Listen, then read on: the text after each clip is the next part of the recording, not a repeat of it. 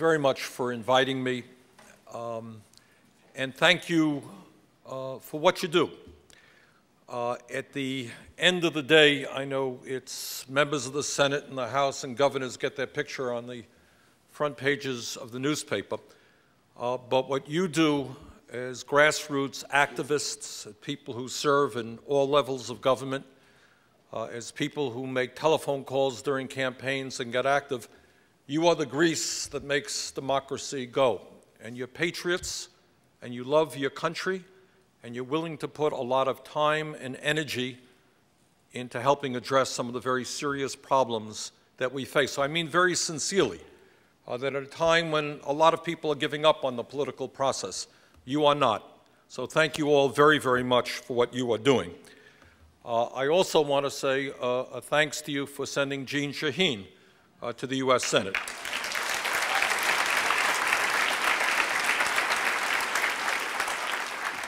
Keene is a colleague of mine on the Energy Committee. We work on issues together that are facing our states, which have so much in common, and she is doing a wonderful job in the Senate. What I want to do tonight is to just take this opportunity to talk to you about what is going on in our country, where I think we should be going, and how we should be getting there, which is basically what politics is about, making a determination of what's wrong, how do we make it right, and how together do we move in that direction. And let me begin by telling you what you already know, and the news is not good. And that is that our country today is facing the most serious set of crises since the Great Depression of the 1930s, and one could argue that with the crisis of global warming, that maybe the problems we are facing and trying to deal with today are greater than at any time in the modern history of our country. And at the top of the list of problems, and I know that it's an issue that all of you feel strongly about and are trying to address, is to put it bluntly, is the collapse of the middle class. Further, as the middle class collapses, poverty is increasing. And while that is happening, something else is going on, and that is the wealthiest people in this country and the largest corporations are doing phenomenally well. So the main economic issue that we're addressing is an unusual situation of a middle class, a great American middle class, disappearing, poverty at an all-time high, while the people on top are doing phenomenally well. An issue that I dealt with in the Senate, an issue that I dealt with when I was in the House, and that I feel very strongly about, is what has been going on Wall Street. And let me just say this, that as a result of the greed, the recklessness, and the illegal behavior on Wall Street, those actions have plunged us into the worst recession that we have seen in 80 years.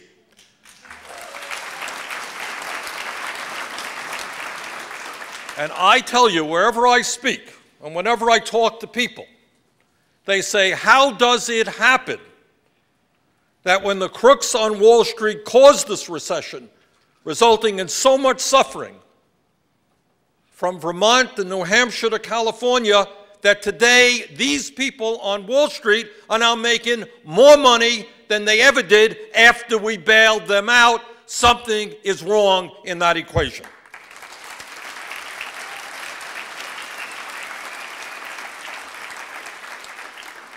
Today in our country, when you pick up the paper, they tell you that 9% of our people are unemployed. That's not true. If you look at real unemployment, including those who have given up looking for work, those who are working 20 hours when they want to work 40 hours, real unemployment today is 16%. 25 million people unemployed or underemployed.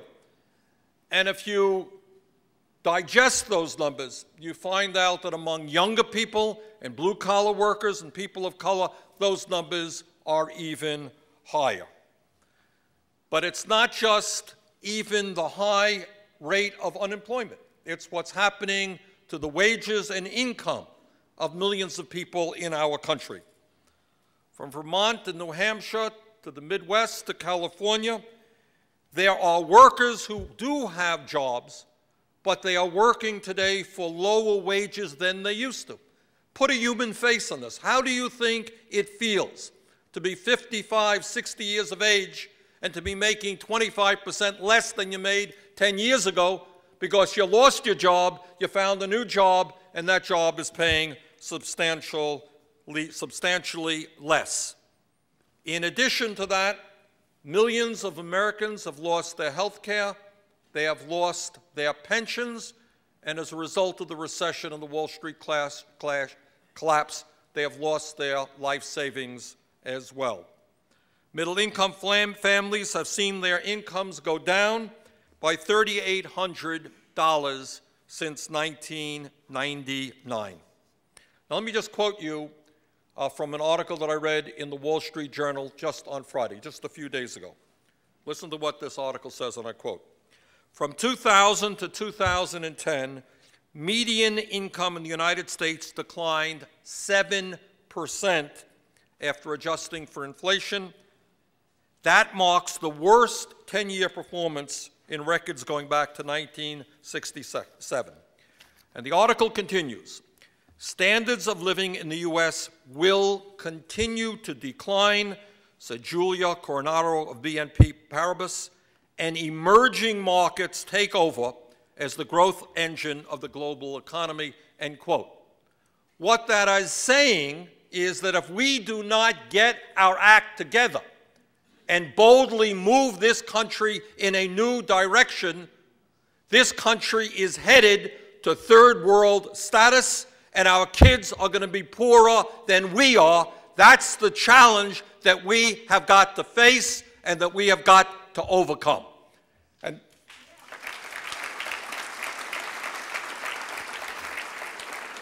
let me just touch upon an issue that does not get a whole lot of discussion, and that is when the middle class collapses, poverty increases. Today, over 46 million Americans are living below the poverty line, the largest number on record. And let me just say something about poverty, because we just had a hearing on this a couple of weeks ago. I'm chairman of the relevant subcommittee. You know, when you talk about poverty, what people think is, well, yeah, it's a bad thing. You know, people don't have good cars. Their homes may not be all that good. They don't go to the movies on Saturday night. You know, a lot of problems. But let me tell you about poverty. We had a hearing. We had some wonderful physicians coming up there, and they were talking about some studies that they have done. And one of the key studies says is that people in America in the lowest 20% quintile live 6.5 years less than people in the top 20%.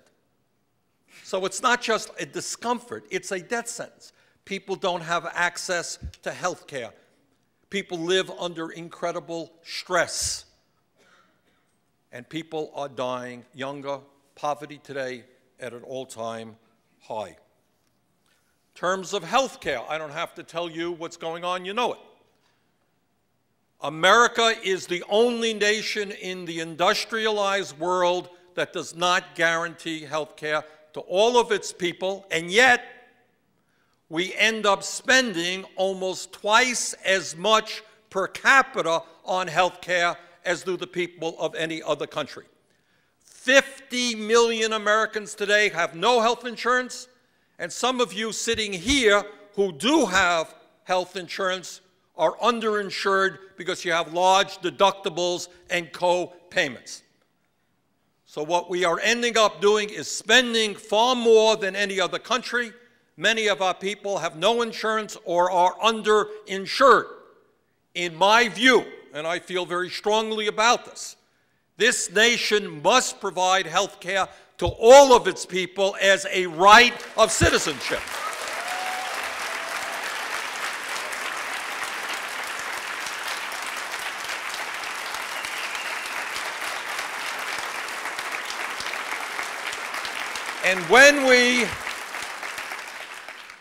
And I will tell you also something that I am sure you know, is that the function of private health insurance companies is not to provide good quality, cost-effective health care.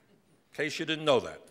The function of the insurance companies is to make as much money as they possibly can and help promote a very dysfunctional health care system. Now, my hope, and we're working very hard on this on the other side of the river, is that Vermont will lead the nation to a single-payer Medicare for all system, and we want you to follow us after we do it.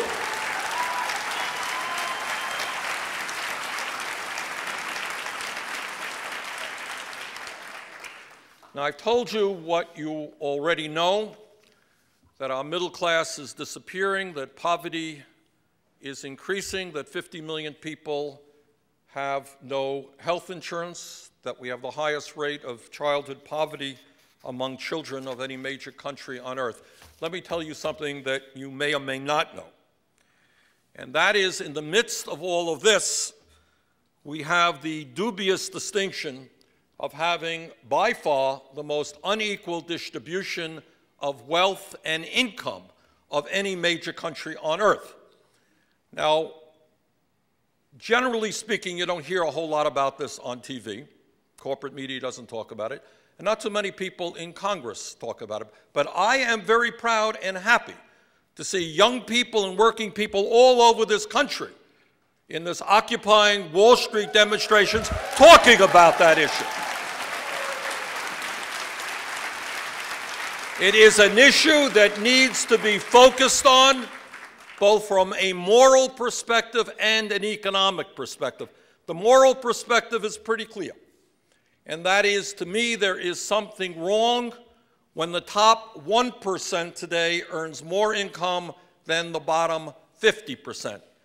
And what is even more obnoxious, again, from a moral and economic perspective, is when the top 400 people in this country, and I don't know how many people we have here, maybe 300 or 400, 400 people own more wealth than the bottom half of America, 150 million Americans. 150 million, that is wrong, and that is an issue that must be addressed.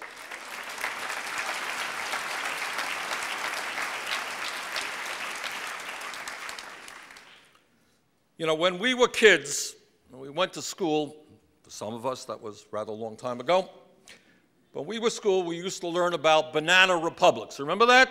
Some of those countries in Central America and Latin America, and our teachers used to say, see, this is what goes on. You got a few handful of very wealthy people. They control the economics of the country. They control the politics of this country. Guess what? Don't have to look to Latin America anymore. Take a look in our own nation's capital. With so few owning so much, and so few with such incredible political power. And as bad as campaign financing has been for many, many years, and the need for politicians and candidates to spend half their lives raising money, as you all know, the absurd Supreme Court Citizens United decision has made a bad situation much worse. And what they have said is that the Bank of America and ExxonMobil are people. Nice guys, they're people, just like you and me. We should have invited them to dinner here. And they have First Amendment rights, and with those First Amendment rights, they can spend as much money as they want on television ads, on newspaper ads, and we don't even have to know who they are. That's what wealth and power are about. And as we speak, we have folks like the Koch brothers and Karl Rove sitting in rooms with billionaires and large corporations deciding how much they are going to dump into New Hampshire and in Vermont and California. And one of the issues that we have got to continue the fight on is to make sure that the next Supreme Court justice is the judge that overturns Citizens United.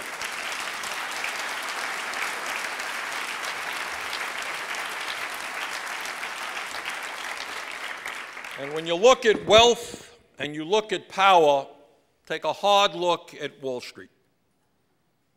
Many of you don't know that the largest 6 financial institutions in this country, 6 largest banks, have assets that are equivalent to 65% of the GDP of the United States of America. Do you know that?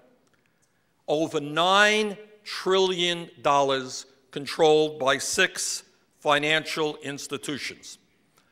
We bailed out Wall Street because they were too big to fail, and they would take down the whole economy if they failed. You'll be all delighted to know that 3 out of 4 of the largest banks in America are bigger today than they were before we bailed them out. Top 4 banks in this country issue 2/3 of the credit cards, half of the mortgages, control 40% of the bank deposits in this country. Well, I've got a simple statement about that and a simple solution. If a bank is too big to fail, it is too big to exist. Let's break them up.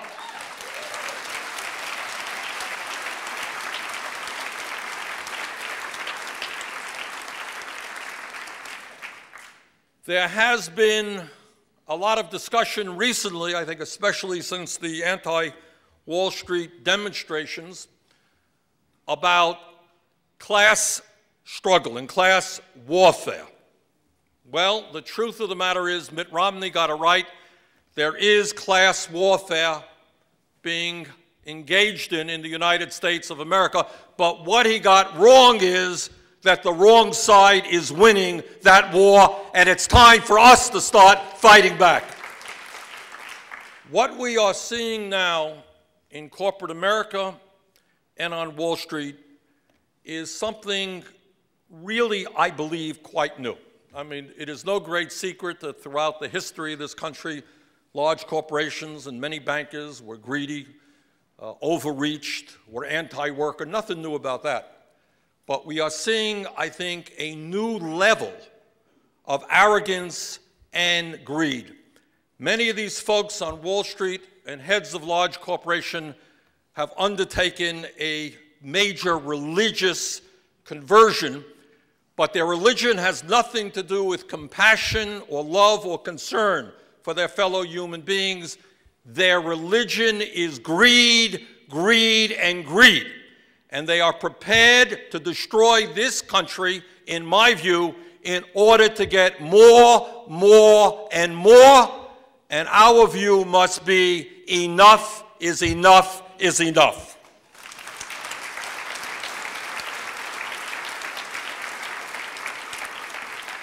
Now, a lot of people have a lot of ideas, and we can go on forever on this discussion as to why the middle class is declining, and there are many reasons. I just want to mention one, which strikes me as being very clear in terms of why our middle class is disappearing and poverty is increasing. Some of you know this, some of you don't. In the last 10 years in America, we have lost 50,000 factories. 50,000 factories and millions of decent paying jobs. Years ago, if you had a job in a factory actually producing a product, odds were that you made a living wage, you had decent benefits, maybe you even had a pension if you had a union behind you. In the last number of years, millions of those jobs have disappeared to be replaced by Walmart jobs and McDonald's jobs. A middle class does not survive on minimum wage jobs. One of the things that we must fight for is to rebuild our manufacturing base.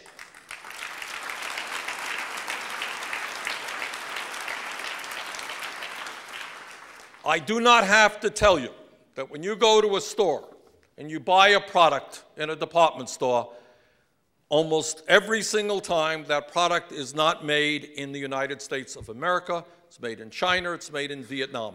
And you don't need to have a PhD in economics to know that you're not going to have a strong economy and a strong middle class unless we are producing much of the product that we consume. So our message to corporate America must be that if they want us to buy the products that they produce, it's high time they started reinvesting in New Hampshire, in Vermont, and America, and produce those products here and create the jobs that we need. U.S. Department of Commerce recently reported that over the last decade, the last 10 years, U.S. multinational corporations slashed 2.9 million American jobs. That's the bad news.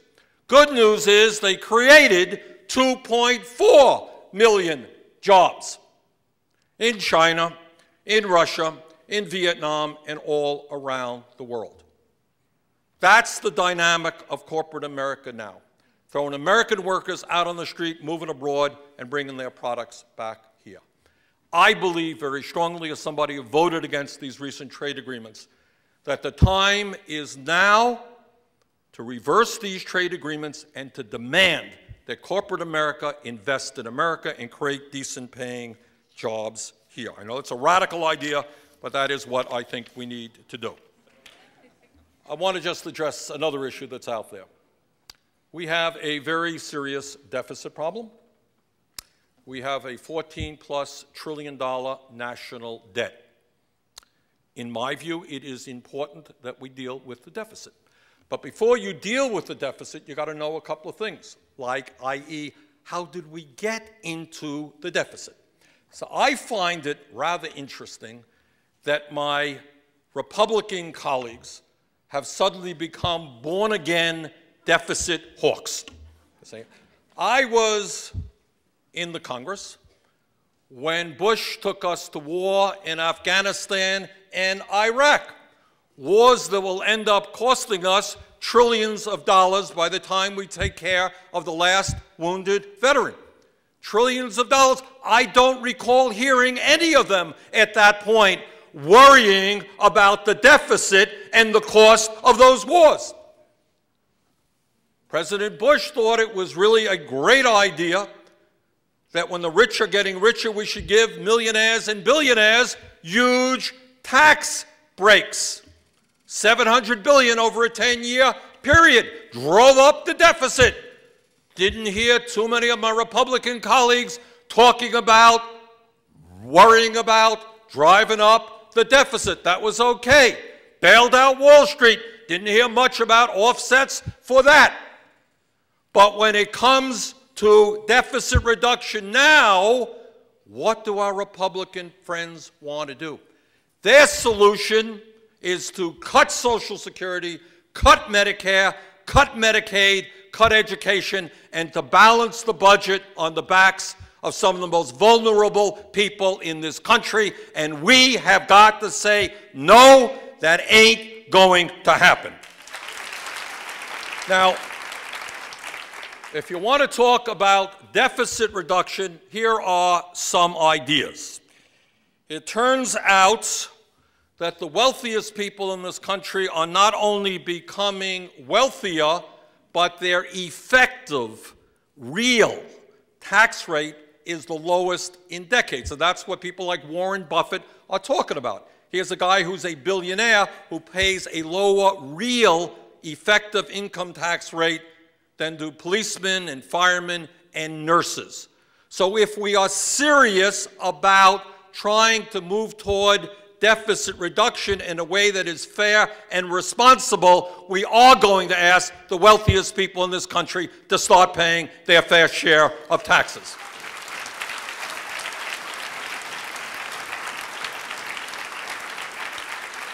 But it's not only wealthy individuals. Over the years, many, many large corporations have gotten incredible tax breaks. Earlier in this year, I published on my website a list of a dozen or 10 corporations who are making billions of dollars in profits, and in some cases not only not paying any taxes at all, they get rebates from the IRS. Just one example, your good friends at ExxonMobil. I know you love them all, you know you trust them. When you go fill up your pump, In 2009, ExxonMobil made $19 billion in profits. Not only did they not pay any federal income tax that year, they actually received a $156 million rebate from the IRS. Maybe it's time to ask ExxonMobil and Bank of America and these other corporations that are paying, in some cases, nothing in taxes to start paying their fair share of taxes. We are losing as a nation $100 billion every single year because corporations and wealthy individuals stash their money in tax havens in the Cayman Islands, Bermuda, Panama. Let's end tax havens for large corporations. Now, in the midst of all of this, the decline of the middle class, the increase in poverty, the growing gap between the very, very wealthy and everybody else, we now have the Republican candidates for president. So in one case, we are trying to discuss reality over here, and then we have the Republican candidates for president living in a very pleasant world many eons away from planet Earth. And let's talk a little bit about what their ideas are. The richest people in this country are becoming richer, large corporations enjoying record-breaking profits, middle class collapsing, millions of people in desperate economic conditions, food stamp use increasing, etc. Republican solution to that crisis: more tax breaks for millionaires and billionaires, cut the basic services that working people need.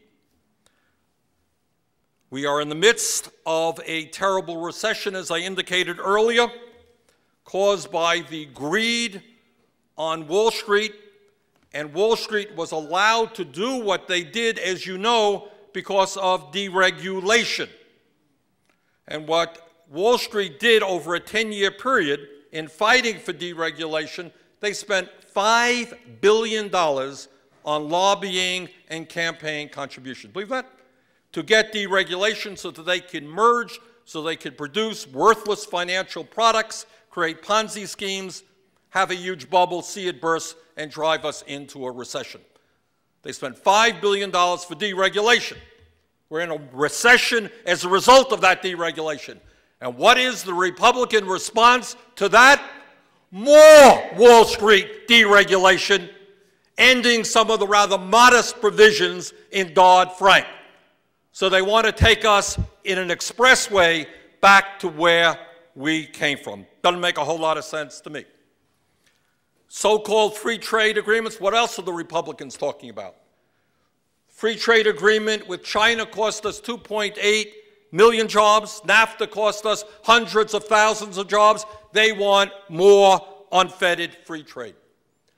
Anyone who drives in Vermont, and I suspect in New Hampshire, understands that nationally, in our states, we have an infrastructure that is crumbling. That is roads, that is bridges, that is water systems, wastewater plants, public transportation, rail systems. You go to Europe, you go to Japan, you go to China, you got high-speed rail. You go to Vermont and New Hampshire, you got trains going 50 miles an hour if we're lucky. Everybody understands that we have got to rebuild our infrastructure, create millions of jobs. We can virtually not get one Republican vote to rebuild this infrastructure that's crumbling, to create the millions of jobs that we need. Global warming, dare I say more. There's no debate about global warming, despite virtually all of the scientific evidence. The absolute need to cut back substantially on greenhouse gas emissions, they prefer Rush Limbaugh to the scientific community. So we haven't even begun that debate yet. What has happened to the Republican Party really is very unfortunate, I mean this seriously, for our democracy. They used to have a party, and I knew many of them, people who I disagreed with, but it was serious people who lived in the world. They were more conservative, obviously, than I was. Some of you may know that my predecessor in the U.S. Senate in Vermont was a fellow named Jim Jeffords. And Jim said, and Jim did something very courageous a number of years ago. He left the Republican Party, and you remember he became an independent. What he said and what he believes, he said, you know, I never really left the Republican Party. The Republican Party left me. Jim. And today you have a party that is made up of and dominated by right-wing extremists. All right, I've talked a little bit about the problems. Let me touch on briefly some of the direction I think we need to go. The most important issue facing our country domestically is the need to create millions and millions of jobs. We can do it. President Obama has the right idea about investing in infrastructure, rebuilding our schools, making sure that our kids get the quality education they need. Here we are, trying to compete internationally, and we are laying off hundreds of thousands of school teachers, and our kids not getting the education that they need. I would go further than the president, but investing in infrastructure, school construction, huge step forward, changing, reforming significantly our energy system, transforming energy away from fossil fuels. Just spoke to a guy today, I was in Brattleboro, owns a house, weatherized his home. His fuel bill went down by 50%. We can do that in Vermont, we can do it in New Hampshire, we can do that all over America, save huge amounts of fuel and not spend $350 billion a year importing oil from Saudi Arabia and other countries. And when you move towards sustainable energies like wind, solar, geothermal, biomass, plus energy conservation, weatherization, you're also going to create a substantial number of jobs. Let me conclude, and I say this as an independent, and I thank you for inviting me here, as probably don't have too many non-Democrats getting up here. I'm an independent, and I caucus with the Democrats. But let me just say this in terms of politics and where we go from here. In my view, the solution, the political solution, the political direction that we've got to go is for the Democratic Party not to become Republican light. And I have to tell you, to be honest, we're among friends here, and I want you to do everything I can. You're an important state, because this is a primary world here, and all these guys are running here. And you have to tell the president and other Democratic candidates for every office that you will not accept Democrats talking about cuts in Social Security, cuts in Medicare, and cuts in medicine. Tell them to just say no.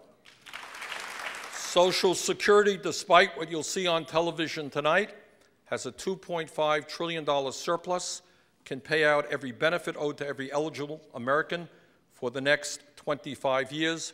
I have introduced legislation which lifts the cap on taxable income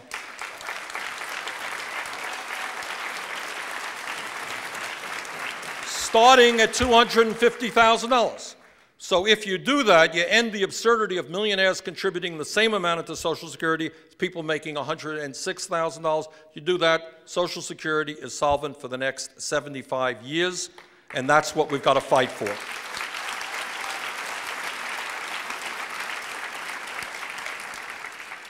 You have got to work hard to make sure that no Democrat talks, as some have, about raising the eligibility age for Medicare from 65 to 67.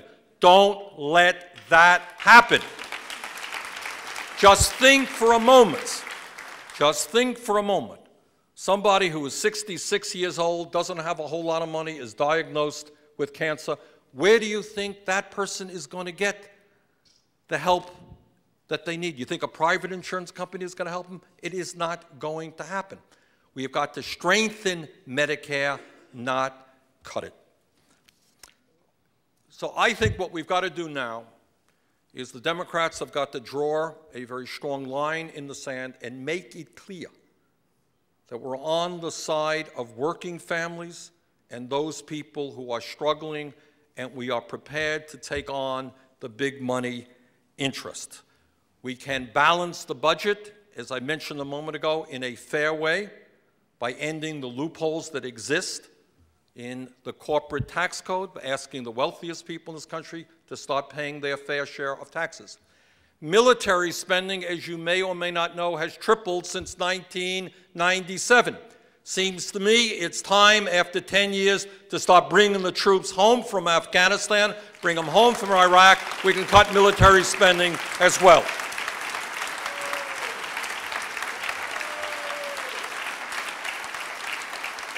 So I think if we have the political will, we can balance the budget in a responsible way. We can create the jobs that we need, including dealing with global warming and cutting greenhouse gas emissions through conservation and sustainable energy. Last point that I want to make, and that is, we must be honest about this, is corporate America and the Republican Party has been very successful in, I think, misleading a lot of working class Americans. And what you have, I understand perfectly well why the folks on Wall Street do what they do, why corporate America does what they do. It's not a good thing, but these guys are into greed, they're into money, and if you're into greed and money, you shut down plants in America, you move abroad, you fight unions, you fight more tax breaks for the rich. I can understand that. Don't agree with it, I understand that. But I do not understand why working class people who have lost their jobs, who are dependent on Social Security, whose mothers are on Medicare, are fighting the corporate agenda to slash those programs and give tax breaks to the rich. And that is the challenge that we face. In this room and in America, people disagree on abortion. People disagree on gun control. People disagree on gay rights and gay marriage. I do understand all of that. But there should be no disagreement among middle class and working class people on fighting for the economic rights for the vast majority of our people.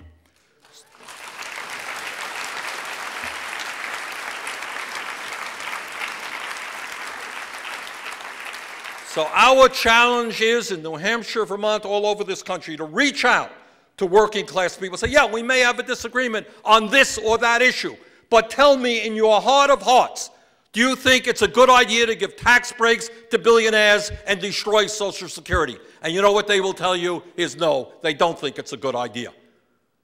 But they have been hit hard, and all kinds of corporate money has come into these right-wing groups. So our job is to reach out, bring working class, middle class people together so that the country we're going to leave our kids and our grandchildren is one that is prosperous, one that has an expanding middle class, one that we are all proud of. The task in front of us is difficult, many obstacles along the way. But I am absolutely confident that if we stand together, if we educate, if we organize, if we remain active in the political process, we will win, because our ideas are the ideas of the vast majority of Americans. Their ideas are fringe ideas of the very wealthiest people in this country. So brothers and sisters, let us stand together, let's educate, let's organize, and let us win in November. Thank you very much.